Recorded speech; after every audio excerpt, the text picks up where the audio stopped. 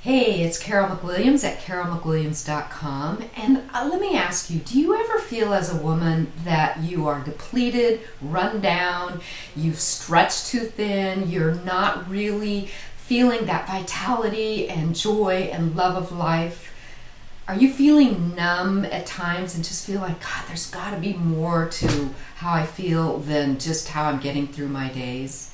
Well, I want to share with you some 3 tips that I had the good fortune of experiencing from Dr. Christiane Northrup. I attended a 2-day taping that she put together for her new course titled How to Flourish in Our Female Body for a Lifetime. And I'll tell you, it was incredible. Her wisdom, and I don't know if any of you are familiar with Dr. Northrup, but she's been an OBGYN for 30 years and has been a New York Times bestseller and really understands what we as women go through in all phases of our life, from fertility to childbirth to menopause to actually just flourishing, and at each of these stages. So I had the good fortune of hearing her wisdom and how she integrates from the spiritual level to our physical bodies and the life lessons that we each have through each of these phases. So I want to give you 3 quick tips that I want you to think about when you're thinking about your own self, your own relationship to your body, and how are you really thriving and flourishing as you could.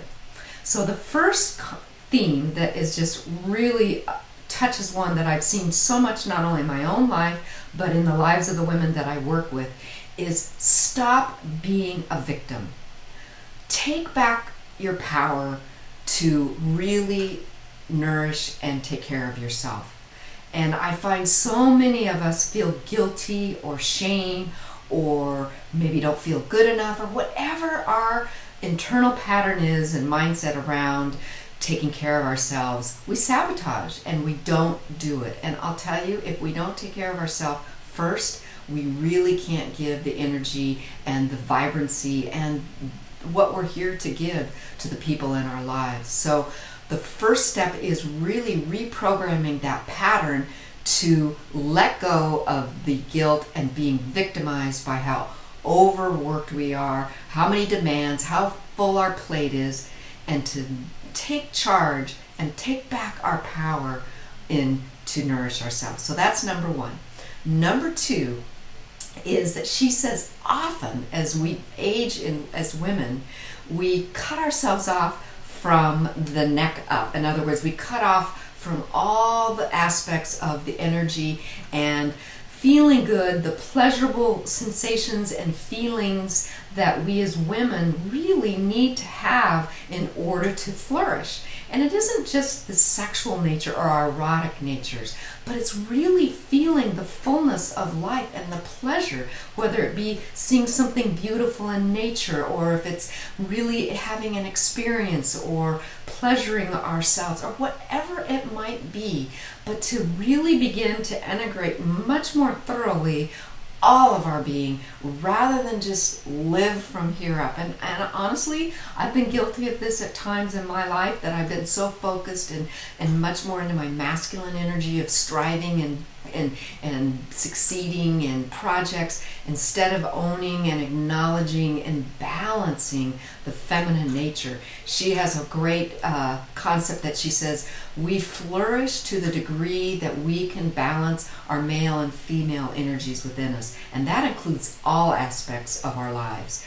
And so I just want to really emphasize to each of you to actually reignite our erotic natures, and again, not just the sexual part of who we are, but that vibrancy that we feel as we're more alive to life.